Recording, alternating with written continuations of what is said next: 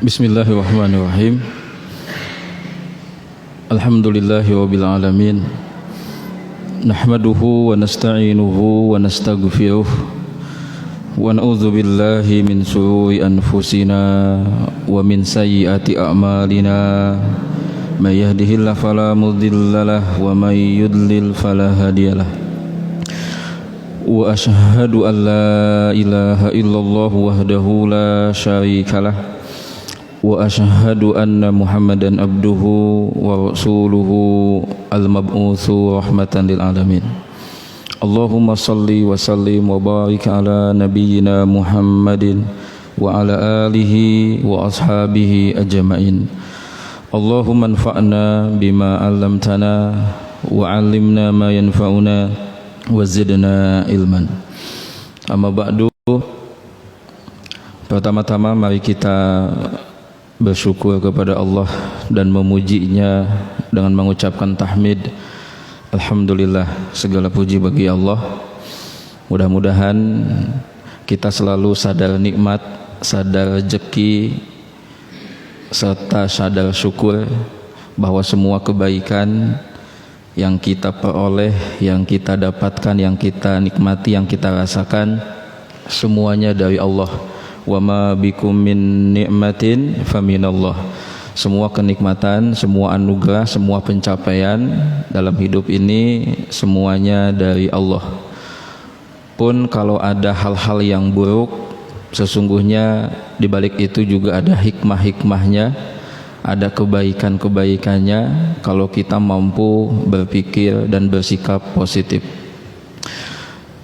Salawat dan salam mari kita sampaikan untuk Nabi kita yang mulia, Rasul yang kita cintai, pemimpin dan penutup para Nabi dan Rasul, guru agama dan kehidupan kita, inspirator kebajikan dan ketakwaan kita, serta leader hidup sukses kita, yaitu Rasulullah Muhammad sallallahu alaihi wasallam, yang insyaallah pada malam ini kita akan memulai sebuah perjalanan intelektual dan spiritual untuk mempelajari ulang, mempelajari kembali atau mengilmui tentang peri kehidupan dan peri kepribadian beliau.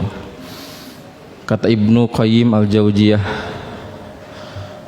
sesungguhnya Allah menggantungkan, menetapkan kebahagiaan dunia akhirat itu kepada i'tiba, kepada Nabi sallallahu alaihi wasallam. Jadi kalau bicara tentang hukum sebab akibat kebahagiaan, sesungguhnya Allah telah menetapkan kebahagiaan itu kepada ittiba, kepada sunnah Rasulullah sallallahu alaihi wasallam. Ittiba itu mentaati, mengikuti, meneladani Rasulullah sallallahu alaihi wasallam. Jadi bukan sekadar meneladani, tapi mentaati, mengikuti, meneladani Rasulullah sallallahu alaihi wasallam. Kepada Allah kita memohon ilmu yang bermanfaat, dan semoga apa-apa yang telah kita pelajari dari ilmu agama ini itu menjadi ilmu yang bermanfaat, ilmu yang melahirkan akhlak yang mulia dan sikap takwa kepada Allah Subhanahu wa taala. Jamaah rahimakumullah. Jadi pelajaran kita malam ini di setiap Rabu malam ba'da maghrib pertama dan ketiga adalah pelajaran tentang sirah nabawiyah. Sirah itu ilmu yang mempelajari tentang, ini kalau istilah saya, hasil dari pengkajian saya selama bertahun-tahun. Alhamdulillah ada amanah mengajar di beberapa tempat yang pelajarannya adalah sirah nabawiyah. Sirah nabawiyah itu, atau sirah dulu ya, nanti nabawiyahnya disimpan dulu. Dia seperti maf'ul bih nanti, atau mudhaf ilaih ya, maaf, mudhaf ilaih. Sirah itu kalau menurut saya itu ilmu yang mempelajari tentang perjalanan kehidupan seseorang, tentang biografi seseorang. Nah, itu sirah. Jadi ketika dipakai kata nabawiyah, berarti yang menjadi objek dari studi kita, kajian kita itu adalah Nabi Muhammad SAW, kepribadiannya dan kehidupannya, A sampai Z. Kalau kita lihat beberapa kitab-kitab Sirah Nabawiyah, itu memiliki masing-masing karakteristiknya, plus minusnya, kelebihannya dan kekurangannya. Ada yang mengkaji dari sisi akhlaknya saja, ada yang mengkaji dari sisi ibadahnya saja, ada yang komprehensif dari mulai pra kenabian, kemudian awal kenabian sampai meninggal. Tapi tetap walaupun nampak komprehensif A sampai Z, tetap ada sisi-sisi kekurangan, ada tema-tema yang tidak dibahas secara detail. Misalkan salah satu kitab yang populer, kalau ditanya apa kitab Sirah Nabawiyah yang Anda tahu atau direkomendasikan, kebanyakan akan menjawab Al-Khiqul Makhtum, karya Syekh Safiul Al-Mubarakfuri. Kitab itu populer, terkenal.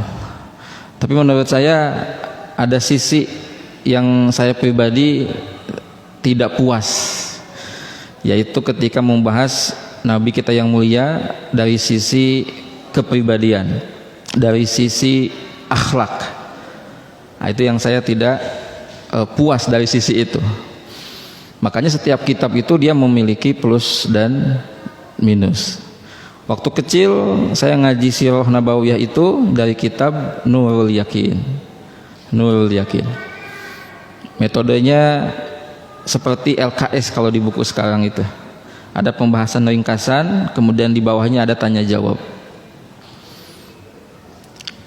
Banyak kitab yang saya coba beli dan kemudian saya pelajari, dan insya Allah yang akan kita pakai sebagai kitab intinya pada pelajaran Sirah Nabawiyah ini adalah pilihan saya jatuh kepada kitab Al-Wafa.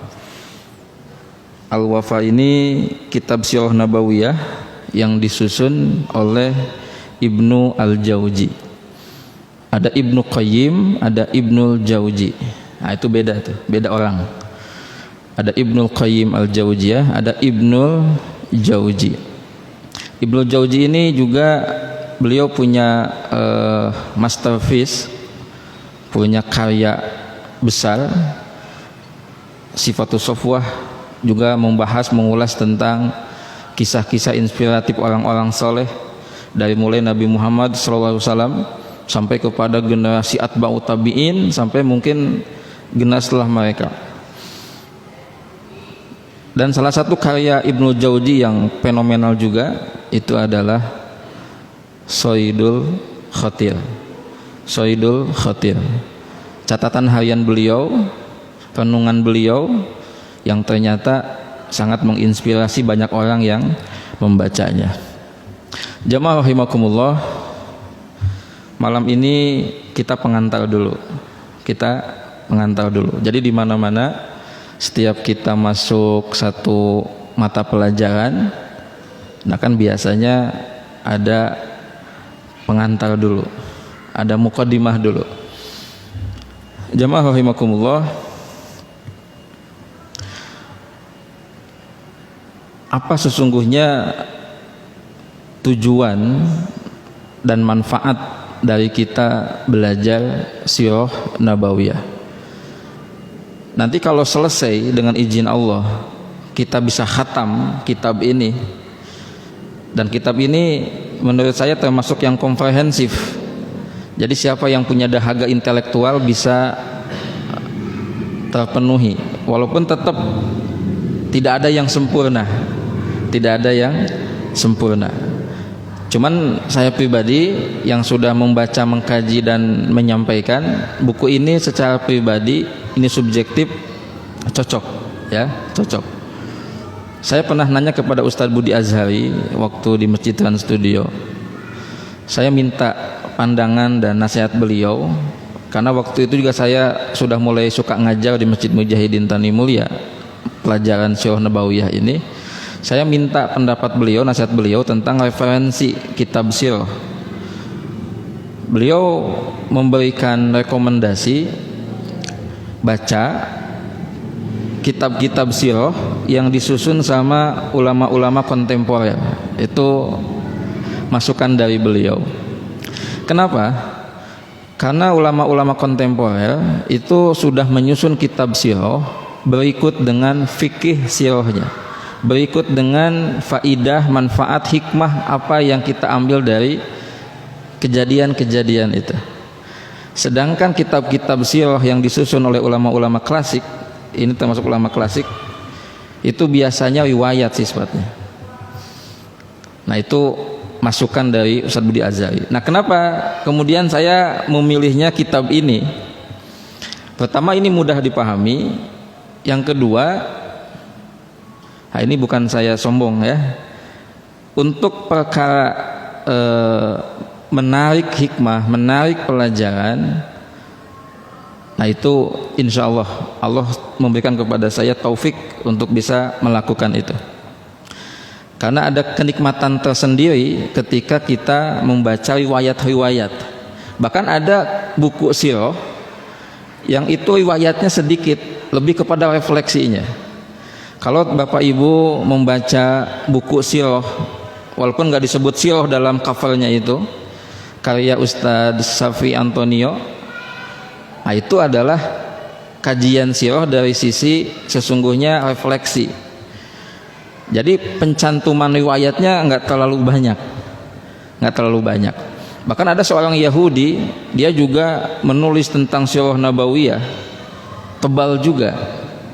Nah, saya belum pede untuk mengkaji buku karya non muslim, tapi pandangannya sangat objektif, jauh dari subhat, jauh dari fitnah. Jadi mengkaji peri kehidupan, peri kepribadian Rasulullah secara jujur, secara adil. Jadi tidak ada poin-poin yang sifatnya memfitnah dan lain sebagainya. Oke, jamaah rahimakumullah. Apa manfaat dan tujuan dari kita belajar Sirah Nabawiyah? Sesungguhnya setiap disiplin ilmu, setiap pelajaran agama, baik itu akidah, fikih, nanti ada pelajaran bahasa Arab, ada hadis dan lain sebagainya, itu punya manfaat dan tujuan. Ada manfaat umum, ada manfaat khusus. Nah, sirah juga sama, ada manfaat dan ada tujuan. Nah, untuk menjawab pertanyaan-pertanyaan tadi, apa manfaat dan tujuan dari kita belajar Sirah Nabawiyah, bahkan nanti kalau sudah khatam kita akan lanjut kepada sirah salafus sholih, sirahnya para sahabat, terus kepada orang-orang soleh, sehingga kita jadi bisa punya khazanah pengetahuan tentang orang-orang hebat, orang-orang sukses, yang itu bisa bermanfaat untuk tumbuhnya motivasi kita dalam beribadah kepada Allah Subhanahu wa taala. Untuk menjawab pertanyaan apa manfaat dan tujuan dari kita belajar Sirah Nabawiyah, kita akan mengkaji dan mentadaburi beberapa ayat dalam Al-Qur'anul Karim. Yang pertama, kita bisa membuka dan kita kaji surah Hud ayat ke-120. Surat Hud ayat ke-120. A'udzubillahi minasyaitonirrajim. Wa kullan naqussu 'alaika min amba'ir rusul ma nusabbitu bihi fu'adaka. Wa ja'aka fi hadhil haqqu wa mau'izatu wa dzikra lil mu'minin. Kami mengkisahkan para nabi, para rasul itu kepadamu, manusabbitu bihi puadaka, agar hatimu itu jadi yakin, jadi kuat, Yang awalnya ragu tentang kebenaran ini jadi yakin. Yang awalnya bimbang jadi mantap. Yang awalnya sedih karena adanya ujian dalam menjalankan kebenaran ini, dalam melakukan kebaikan ini, kemudian jadi bersemangat. Jadi hikmah kisah itu adalah menguatkan jiwa, menguatkan hati, psikologi, emosi. Contoh, kalau ada seseorang dia sedang sedih dengan ujian sakit, kemudian dia membaca kisah Nabi Ayub alaihissalam, apa reaksi emosi yang dia dapatkan? Apa manfaat psikologi yang dia dapatkan? Karena dia mukmin, karena dia muslim, pas baca kisah Nabi Ayub, dia akan mendapatkan spirit, mendapatkan semangat. Manusabbitu bihi puadaka. Ada orang yang suka berdakwah, belajar untuk berbagi nasihat, berbagi kebaikan. Kemudian ada orang-orang yang tidak suka, mulai melancarkan kata-kata negatif, ngolok-ngolok, sok suci lo, kamu juga belum tentu sebaik apa yang kamu sharingkan, yang kamu ceramahkan, yang kamu nasihatkan. Bahkan ada orang yang tidak suka, sampai kepada ngancam, membuat intimidasi. Kemudian dia membaca kisah tentang dakwahnya para nabi, para rasul, maka dia akan jadi semangat. Ada orang yang sedang ditimpa dengan kesusahan hidup, gelap nampaknya hidup ini, kemudian dia membaca kisah tentang Nabi Yunus alaihi salam, dan ternyata di sana ada satu inspirasi bahwa Nabi Yunus berdoa dengan doa yang disebut dengan doa solusi. La ilaha illa anta subhanaka inni kuntu minaz zalimin. Sehingga jadi muncul lagi semangat hidupnya. Berarti ketika saya sedang ada dalam kegelapan masalah, kegelapan kesulitan hidup, yang harus saya lakukan adalah berzikir kepada Allah dengan zikir Nabi Yunus. La ilaha illa anta subhanaka inni kuntu minaz zalimin. Dan banyak sekali contoh-contoh yang lain, contoh-contoh yang lain. Bahkan dalam konteks kekinian dari sisi sosial, politik dan lain sebagainya, ketika kita menghadapi masalah, kita bisa merujuk bagaimana dulu para nabi, para rasul, para sahabat mensikapi masalah-masalah seperti ini. Maka dalam perjalanan kita dalam mempelajari Sirah Nabawiyah, itu kita akan menemukan dari sisi-sisi tema-tema secara akhlak muamalah, misalkan bagaimana sikap Nabi kepada kaum minoritas, kepada kaum munafik, bagaimana sikap Nabi kepada kaum perempuan, bagaimana sikap Nabi kepada kaum du'afa, bagaimana sikap Nabi kepada kaum disabilitas. Itu semuanya sudah diterangkan dan dijelaskan. Makanya kata Syekh Ramadan Al-Buti, beliau juga menyusun sebuah kitab sirah dan pendekatannya juga fikih sirah. Jadi memandu kita untuk mengambil pelajaran dari setiap apa yang terjadi di zaman Nabi sallallahu alaihi wasallam. Beliau mengatakan di antara manfaat belajar sirah nabawiyah adalah kita akan mendapatkan gambaran tentang bagaimana menjalani kehidupan dan bagaimana berislam. Di samping dengan belajar sirah, kita jadi punya pengetahuan tentang maksud dari beberapa ayat dan hadis, karena dia seperti satu tafsiran tentang beberapa ayat dan hadis. Bahkan Abu Hanifah pernah berkata, duduk mendengarkan kisah-kisah ulama itu lebih aku sukai daripada mendengarkan pembahasan masalah fikih. Kenapa? Karena ketika mendengarkan kisah-kisah ulama itu kita sedang belajar tentang perilaku manusia, perilaku seseorang. Bahkan istilah saya, sesungguhnya belajar sirah itu belajar Islam yang praktis. Dalam kitab ini dijelaskan bagaimana sholatnya Nabi Shallallahu Alaihi Wasallam, bagaimana saumnya Nabi Shallallahu Alaihi Wasallam, bagaimana umrah hajinya Nabi Shallallahu Alaihi Wasallam, bagaimana berpakaiannya Nabi Shallallahu Alaihi Wasallam. Jadi belajar sirah itu belajar tentang Islam praktis. Islam praktis. Lanjutkan ayatnya, wa ja'aka fi hadhil haqqu wa mau'izatu wa dzikra lil mu'minin. Kisah-kisah itu adalah kebenaran. Jadi kisah-kisah yang terbaik itu adalah kisah-kisah yang ada dalam Al-Qur'an. Wa mau'izatun, dan dalam kisah itu ada pelajaran, ada nasihat, wa dzikra, dan pengingat atau peringatan bagi orang-orang yang beriman. Maka salah satu cara terapi diri, memotivasi diri itu adalah dengan cara membaca atau mendengarkan kisah. Insya Allah dengan rahmat Allah kita akan jadi punya motivasi yang baru.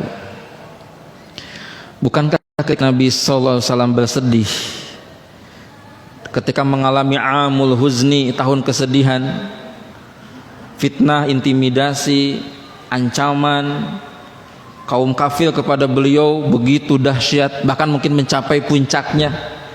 Beberapa sahabat beliau sudah menjadi korban dari kekerasan, intimidasi orang-orang kafir Quraisy. Kemudian disusul ketika hijrah ke Taif, beliau direspon dengan respon yang negatif. Penduduk Taif menolak dakwah beliau, kemudian diusir dengan cara yang tidak pantas, yang tidak etis.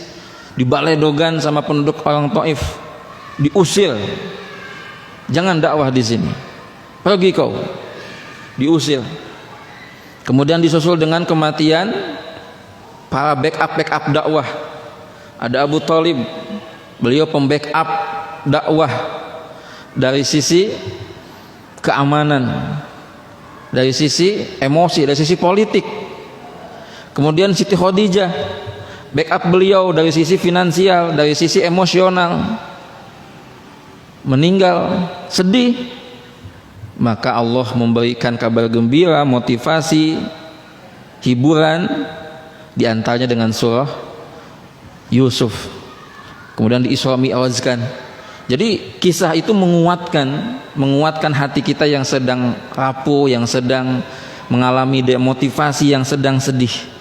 Maka pesannya bagi siapapun di antara kita yang saat ini sedang sedih, yang sedang punya masalah, maka salah satu kiatnya adalah baca cerita-cerita, kisah-kisah inspiratif. Atau kalau nggak bisa baca, nggak melakukan baca, coba lihat kehidupan orang. Yang itu juga bisa menjadi satu pelajaran buat kita. Maka ayat berikutnya dalam surah Yusuf ayat ke-111. Laqad kana fi qasasihim ibratun liulil albab. Sesungguhnya pada kisah-kisah mereka itu, kisah para nabi, para rasul, nabi kita yang mulia, para sahabat, tabi'in, atba'ut tabi'in, orang-orang soleh, bahkan kisah-kisah yang lain itu ada ibrah, ada pelajaran, ada hikmah, ada inspirasi liulil albab, bagi orang yang mau berpikir dan mengambil pelajaran. Nah, ini yang menarik. Bisa jadi dalam diri saya ada pelajaran, dalam diri Bapak Ibu ada pelajaran, tapi hanya orang yang mau berpikir, ulul albab, yang bisa mengambil pelajaran itu dan menemukan pelajaran itu, kemudian dijadikan pelajaran dalam hidupnya. Dalam semut, burung, binatang-binatang apapun, dalam makhluk-makhluk yang lain, hujan turun, air, itu ada hikmah, ada pelajaran, ada ibrah. Tapi bagi siapa? Bagi orang yang mau berpikir. Maka kata seorang hikmah, sebetulnya dalam hidup kita itu banyak pelajaran, tapi sedikit yang mau ngambil pelajaran. Jadi sedikit yang mau berpikir ngambil pelajaran. Ada seorang filosof menganalogikan, kebanyakan manusia itu seperti seekor anjing yang dia masuk ke perpustakaan.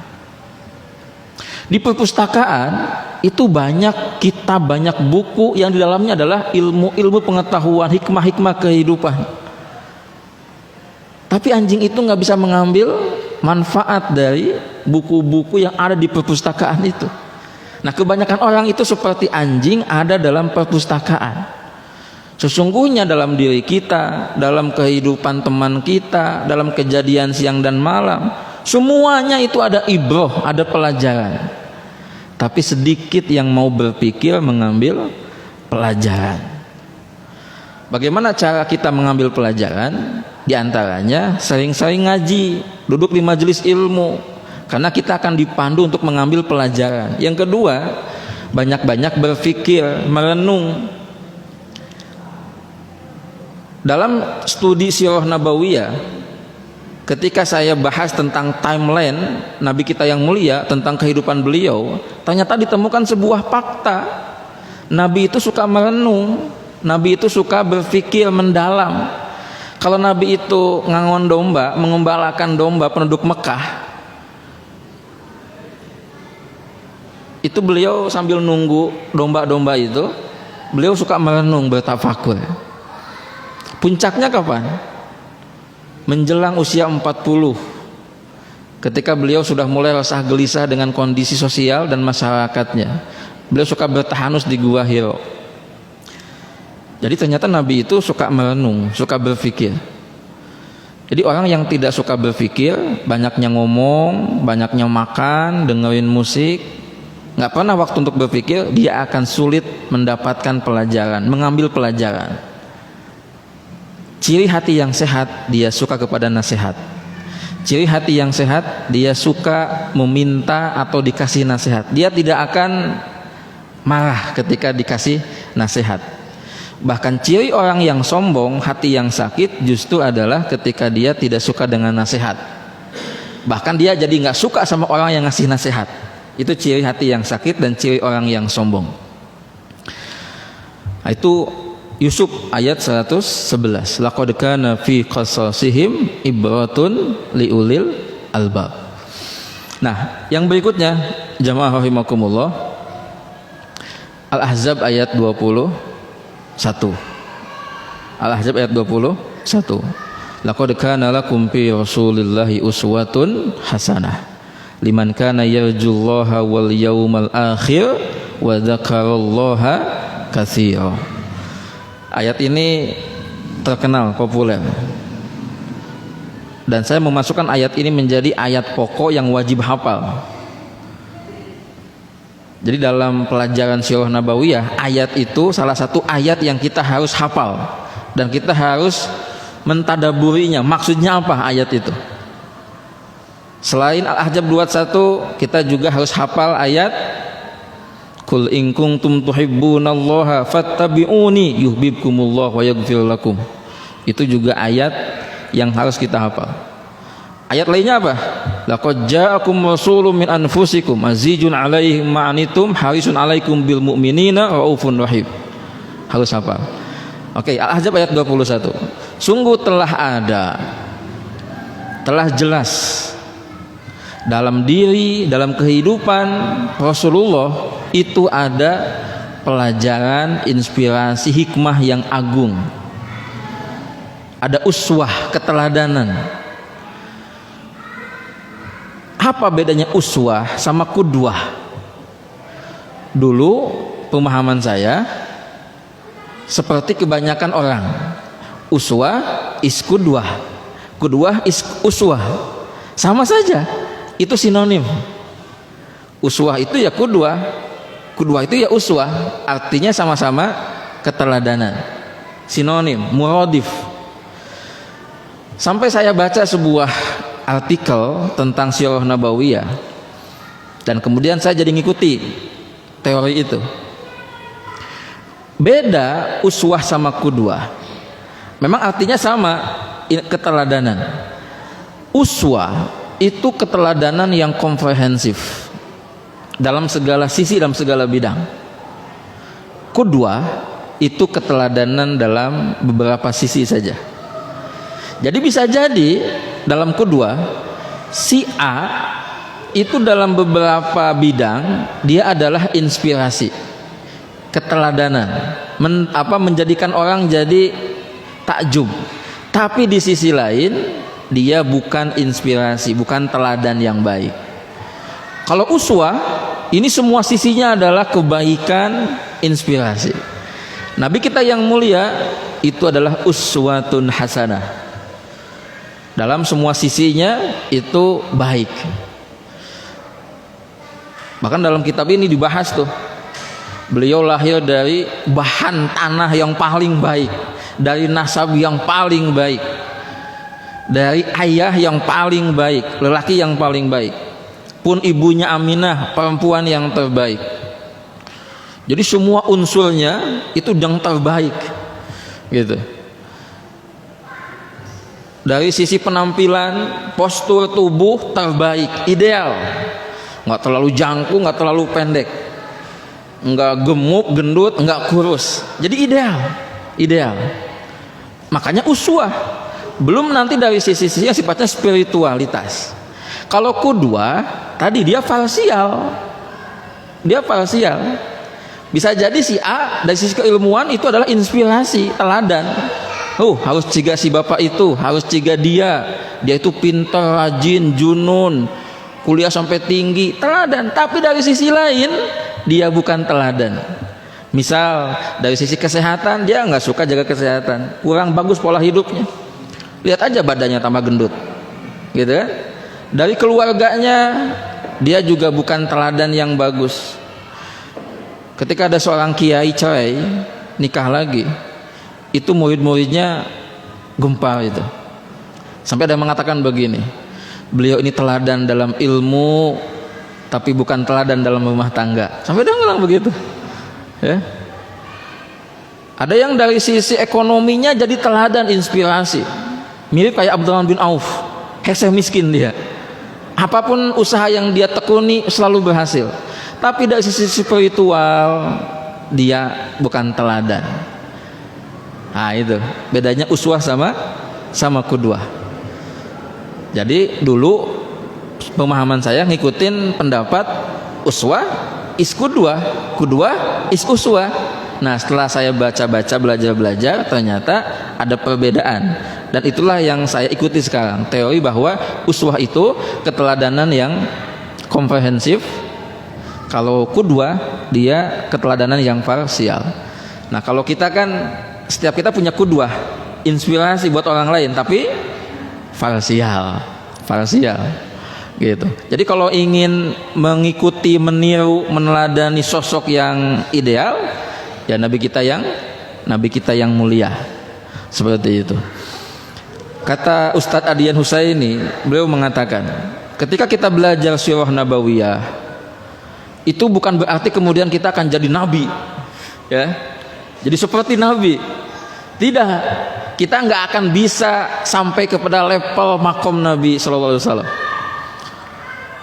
Jadi kalau ada orang belajar sirah, sudah beberapa pertemuan, beberapa kitab dia khatamkan, kemudian dia mendeklarasikan, aku Nabi, aku seperti Nabi, aku adalah duplikasi Nabi, aku adalah gambaran Nabi. Ya menurut saya itu bagian dari keujuban, kesombongan. Tapi kata Ustadz Adian Husaini, beliau mengatakan dalam seminarnya itu, kita belajar sirah nabawiyah itu seperti seseorang, dia seorang pemain bola Tarkam atau mungkin Liga 3, Liga 2, dia mengidolakan seorang pemain yang internasional, pemain bintang yang sudah mendunia. Pertanyaannya, apakah pemain Tarkam itu akan jadi pemain dunia itu? Selama-lamanya tidak. Dia akan menjadi dia sendiri dengan takdirnya.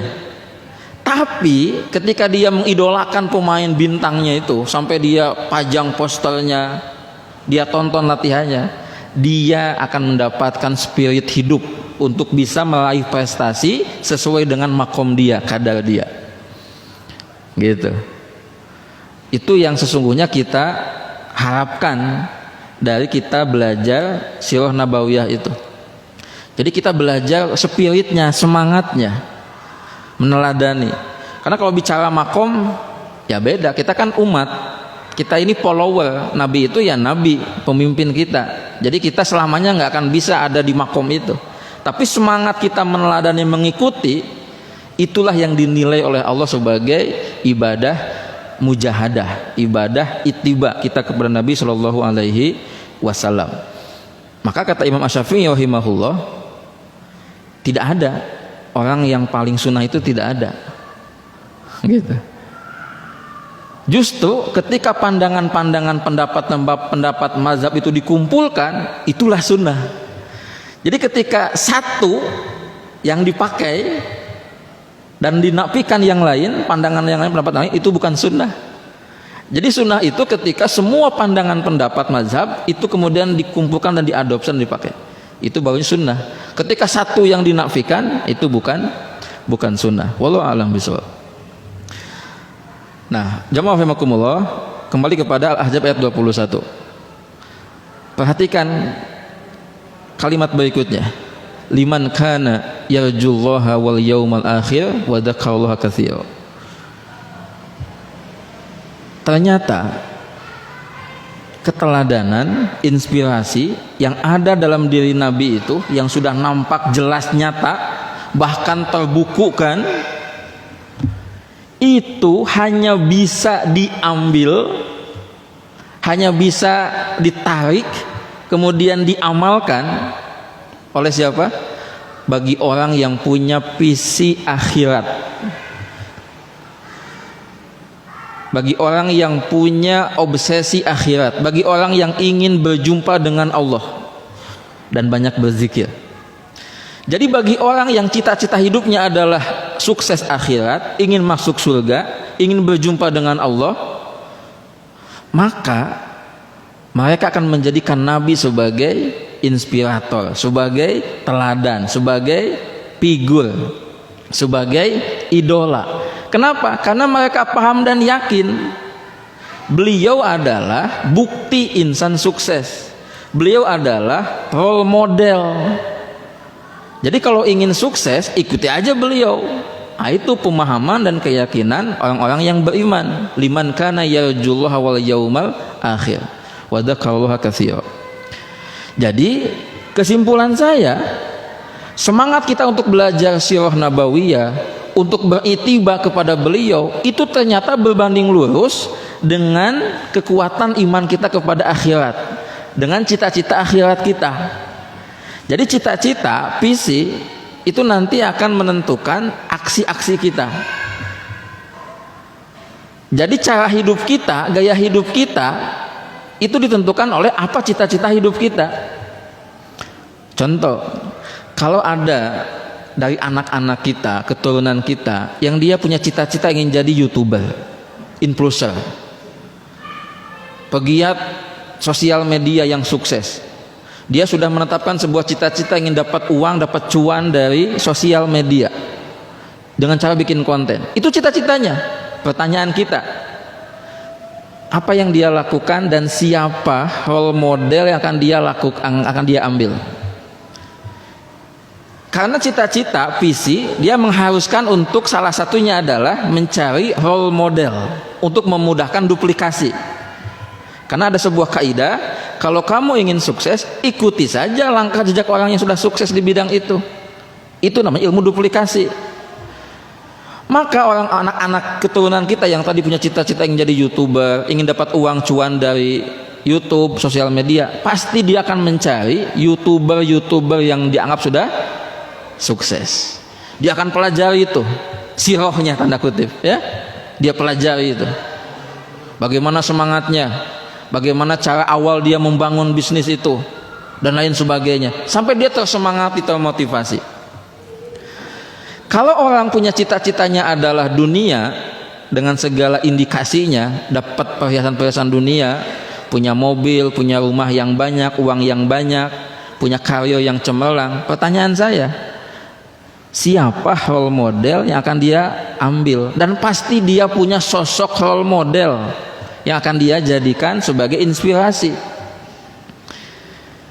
Pasti ada, nggak mungkin tidak ada. Maka salah satu filosofi yang saya suka dalam proses kita mengembangkan diri menjadi muslim yang sukses adalah filosofi MLM. Jadi kita itu sesungguhnya ketika menjadi bagian dari umat Islam, itu kita seperti sedang ada dalam satu grup besar yang bernama umat Islam. yang sama-sama punya visi sukses dunia, sukses akhirat, masuk surga. Dalam MLM itu kan sama, semua member itu punya visi yang sama. Dan yang menarik, si member-member yang baru gabung itu dia akan dikenalkan dengan leader-leader yang sudah sukses, bahkan dikasih buku-buku bahan-bahan belajar itu, bahkan ada amalan-amalannya lah. Jadi sebetulnya cara kita membangun pribadi muslim yang sukses, ikuti aja filosofi MLM. Udah jadi umat Islam, jadi muslim, tujuan kita adalah menjadi muslim yang sukses dengan segala ciri-cirinya. Kemudian ikuti polanya, alurnya. Apa diantaranya? Harus punya komunitas, harus punya leader, baca buku-bukunya. Itu. Itu filosofi yang saya suka dan saya pakai. Nanti kan ada member yang aktif, member yang pasif, ada member yang sukses, ada yang gagal. Sama, muslim juga sama. Ada muslim yang aktif, ada muslim yang pasif. Nanti ada muslim yang sukses, ada muslim yang gagal. Maka ada satu istilah yang saya suka, yaitu namanya support system. Ada yang bikin seminar, training, ada toolkit, support system supaya si member itu menguasai materi, menguasai produk, dan jadi percaya diri. Dalam berislam juga kita sebetulnya punya support system. Pengajian, seminar, kursus, daurah, itu support system. Aktif di organisasi masa Islam, aktif di sebuah yayasan, itu support system. Maka saya memaknai Ormas Persis, Muhammadiyah, NU, Al-Wasliyah, Al-Irsyad itu support system. Termasuk masjid itu support system. Jadi kalau ada pertanyaan bagaimana hukum bergabung dengan ormas, menurut saya itu positif karena Anda sudah punya support system. Anda jadi punya komunitas, punya lingkungan yang tidak akan didapat benefitnya, manfaatnya bagi orang yang tidak gabung di ormas. Gimana kalau tidak gabung ke ormas-ormas yang mana-mana? Saya masih ingat dan selalu ingat kata-kata pesan Kiai Haji Miftah Farid. Kalau kamu tidak ikut, tidak gabung ke ormas-ormas yang mana, termasuk partai politik, maka yang wajib adalah, jadi kalau yang tadi itu kayaknya sunnah gitu ya, yang wajib adalah kamu harus gabung dengan jamaah masjid di sekitar kamu. Karena itulah support system afiliasi yang paling dekat dalam membangun proses berislam kamu.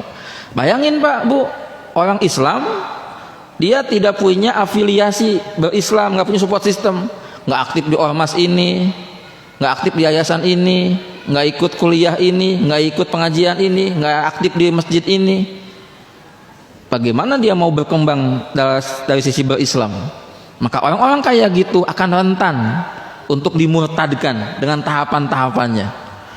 Dibikin dulu sekuler, dibikin dulu liberal, dibikin dulu jadi fasik, sampai nanti puncaknya jadi murtad. Nah ini penting untuk kita maknai, kita pahami.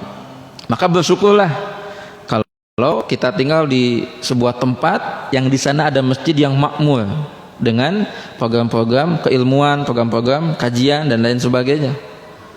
Karena masjid itu sesungguhnya di set up, di setel dia sebagai kuliah, tempat kuliah buat masyarakat muslim yang dulunya sudah sekolah SMP, SMA, bahkan kuliah. Pas dia jadi kembali ke masyarakat, di mana tempat dia belajar agama yang paling mudah dan paling pas? Ya di masjid.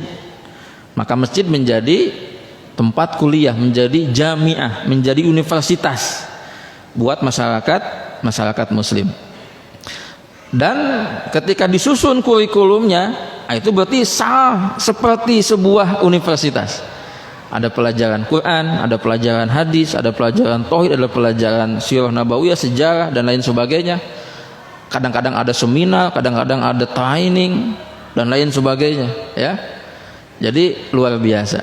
Maka menurut saya salah satu komunitas yang kita harus benar-benar kelola itu adalah masjid. Jadi jamaah masjid itu kalau disetting dengan paradigma sebuah komunitas itu luar biasa, akan sangat memberikan dampak manfaat yang luar biasa. Sehingga nanti tergantung kepada jenis kegiatannya. Sehingga orang ada rasa bangga ketika dia menjadi bagian dari komunitas masjid, jamaah masjid. Dan menurut saya tidak apa-apa kalau istilah jamaah diganti dengan istilah tadi komunitas masjid. Bahkan ada sebuah narasi yang pernah saya baca, kalimatnya bukan jamaah masjid tapi masyarakat masjid, ya, masyarakat masjid. Nah, jamaah rahimakumullah, kembali kepada Al-Ahzab ayat 21. Jadi kalau kita benar punya cita-cita ingin sukses di akhirat, benar punya cita-cita ingin dapat rahmat Allah, ingin dapat pahala Allah, ingin masuk surga, maka efeknya adalah kita jadi akan benar serius untuk belajar sirah dan sunnah Nabi Shallallahu Alaihi Wasallam. Karena begitu, ketentuannya begitu, liman kana yarjullaha wal yaumal akhir wa dzakarallaha katsira. Jadi nun sewu hapunten, bagi orang muslim yang dia cita-citanya masih dunia cita-citanya, nggak akan senang, nggak akan tertarik sama kajian kayak beginian, nggak akan senang belajar agama, nggak akan senang belajar sunnah, nggak akan senang belajar sirah. Kenapa? Karena dia berpikir, apa korelasinya antara belajar agama dengan kesuksesan aku? Nggak nyambung. Makanya tadi cita-cita menentukan aksi dan amal kita, dan aksi amal kita itu sebetulnya menggambarkan cita-cita kita.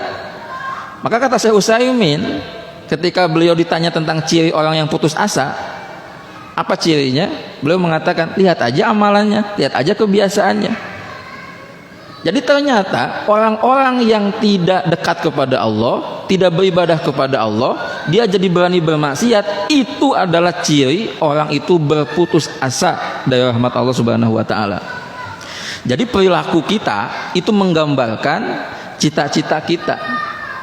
Jadi kalau ada orang yang dia tiap pagi, petang, malam ke masjid, berusaha untuk menjaga kehormatan dirinya, berusaha untuk menegakkan sunnah, berarti di benak dia itu ada cita-cita, ada keinginan, ada harapan. Apa? Rahmat Allah, pahala Allah, ridho Allah, cinta Allah, surga Allah.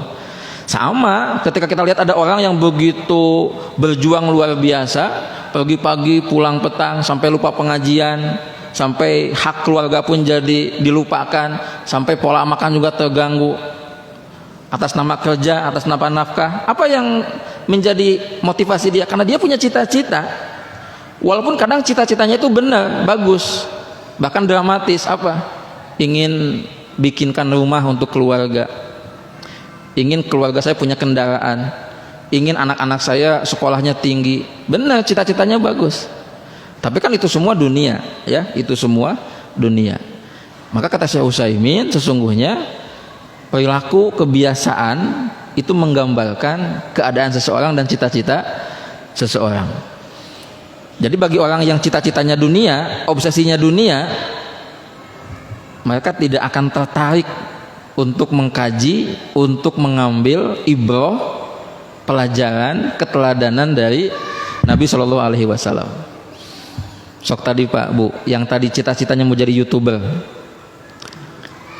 Kalau dia YouTubernya misalkan motifnya mau dakwah, motifnya amar ma'ruf nahi munkar, dia akan belajar dari dua sosok. Pertama, YouTuber yang suksesnya, bagaimana cara menjadi YouTuber dari awal. Yang kedua, dia akan belajar dari sosok-sosok muslim sukses, bagaimana mereka berdakwah. Tapi kalau yang mau jadi YouTubernya itu orang yang awam, orang yang jahil, maka dia hanya akan belajar dari satu sosok saja. Apa yang terjadi?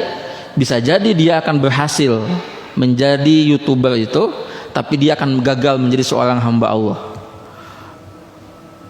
Nah, makanya penting untuk kita mentadaburi ayat ini, bahwa ternyata kita bisa mengambil ibrah, keteladanan, bahkan beritiba kepada beliau itu kalau kita punya cita-cita yang kuat terhadap akhirat.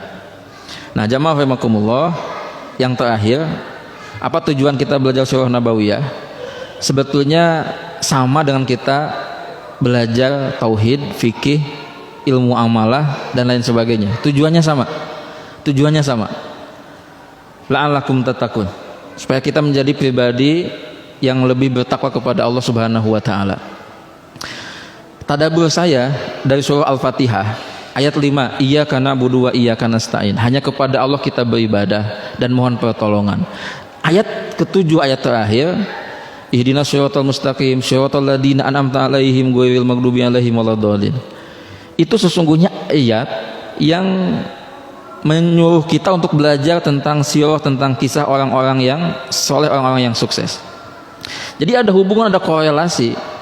Jadi setelah kita belajar agama, khususnya sirah nabawiyah, outputnya, goalnya adalah kita harus menjadi hamba Allah yang lebih soleh, yang lebih bertakwa.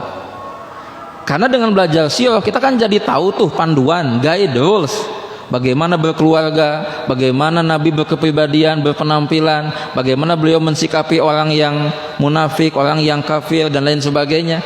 Nah, itu semua adalah panduan untuk kita menjadi pribadi yang bertakwa. Nah, makanya ini mudah-mudahan kita bisa pahami ya, bahwa semua mata pelajaran agama, semua tema-tema agama, semua kajian-kajian agama, ujungnya, muaranya, goalnya adalah agar kita menjadi pribadi yang bertakwa. Kalau sudah tahu teorinya, kaidahnya, maka setiap kita hendaknya melakukan selalu muhasabah, refleksi, renungan.